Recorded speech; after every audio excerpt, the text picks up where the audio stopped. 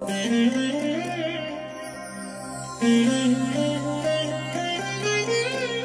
దినం పరము నుండి దిగివచ్చు మాట. ఇది నీ జీవితానికి వెలుగుల బాట. నీ ఒడిలో ఉంచబడిన దీవెనల మూట, అద్భుతాల ఆనంద ఊట. జూలై 30 సంవత్సరమంతా మీరు బైబిల్ చదివి ముగించడానికి ఈ దినం మీరు చదవలసిన లేఖన భాగము ఉదయం 51, 52 మరియు 53 కీర్తనలు, సాయంత్రం రోమీలకు రాసిన పత్రిక 2వ అధ్యాయము. ప్రభునందు నాకు అత్యంత ప్రియమైన దేవుని బిడ్డలారా, ఈ ఉదయకాల సమయంలో దేవుని కృప మీకు తోడై ఉండునుగాక. ప్రియ దేవుని బిడ్డలారా, ఎలా ఉన్నారు? బాగున్నారు కదూ? ఈ దినములలో మీరు దేవుని యొక్క సన్నిధిలో ప్రార్థిస్తూ దేవుని యొక్క జవాబుల కోసం మీరు ఎదురు చూస్తుండవచ్చు. అయితే మీ ప్రార్థనలకు దేవుడు జవాబులు ఇవ్వడానికి ఆయన సిద్ధముగా ఉన్నాడు. ఆయన తప్పకుండా మీ మొరను దేవుడు ఆలకించి మీకు ఆయన అద్భుతమైన ప్రత్యుత్తరమును దయచేస్తారు. ఈ దినం ప్రభు ఇచ్చిన ఒక లేఖన భాగాన్ని చదువుకుందాం. 20వ కీర్తన 5వ వచనం. యెహోవా నీ రక్షణను బట్టి మేము జయోత్సాహము చేయుచున్నాం, మా దేవుని నామమును బట్టి మా ధ్వజము ఎత్తుచున్నాం. నీ ప్రార్థనలన్నీ యెహోవా సఫలపరుచునుగాక. మన దేవునికి పరిశుద్ధ గ్రంథంలో అనేకమైన బిరుదులు లేదా నామములు ఆయనకి ఇవ్వబడ్డాయి.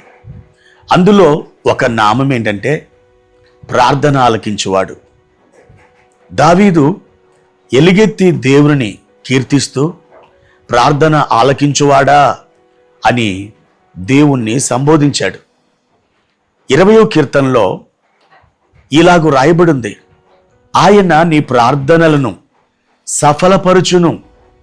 అవును, మనము ప్రార్థిస్తే వినే దేవుడు, ఒక అదృశ్య దేవుడు ఈ విశ్వంలో ఒక ఆయన ఉన్నాడు. ఆయన నీ కొరకు నా కొరకు కలువరి శిలువలో తన ప్రాణాన్ని అర్పించిన యేసుక్రీస్తు ప్రభు.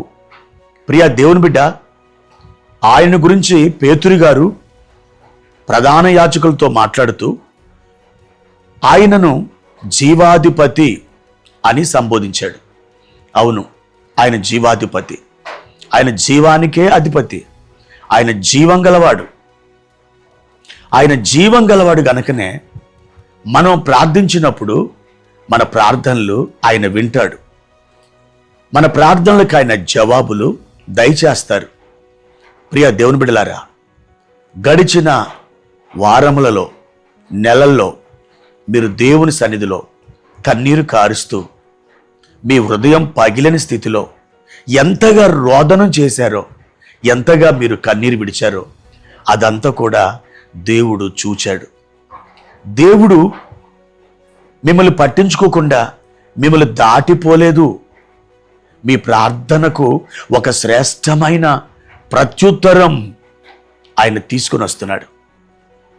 ఇక్కడ అదే కీర్తనకారుడు చెప్తున్నాడు, నీ ప్రార్థనలన్నీ యెహోవా సఫలపరుచును. అవును,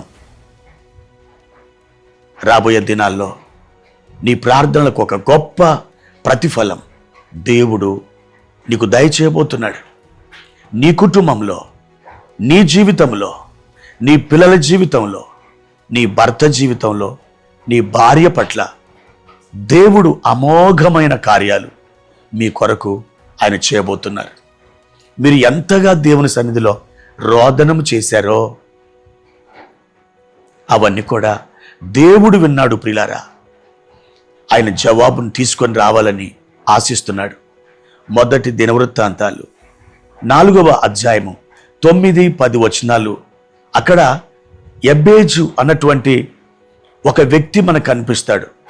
ఇశ్రాయేలీల దేవుని సన్నిధిలో అతడు 4 విషయాల కొరకు ప్రార్థన చేశాడు.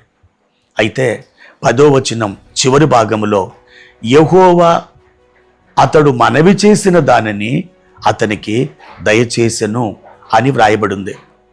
ఎబ్బేజు ఏం ప్రార్థన చేశాడో దేవుడు దానిని విని అది అతనికి ప్రతిఫలముగా అనుగ్రహించారు, జవాబులు దయచేశారు. ఈ దినమున కూడా నీ ప్రార్థనలకు దేవుడు జవాబులు దయచేయబోతున్నారు. అతి త్వరలో దేవుడు నీకు ఇవ్వబోతున్న ఈ జవాబును బట్టి నీ హృదయం ఆనందించబోతుంది, మీ హృదయం పరవశించబోతుంది. కనుక ప్రియ దేవుని బిడ్డ, మీరు ఎక్కడ ఉండి ఈ మాటలు వింటున్నారో మీరు ధైర్యం తెచ్చుకోండి.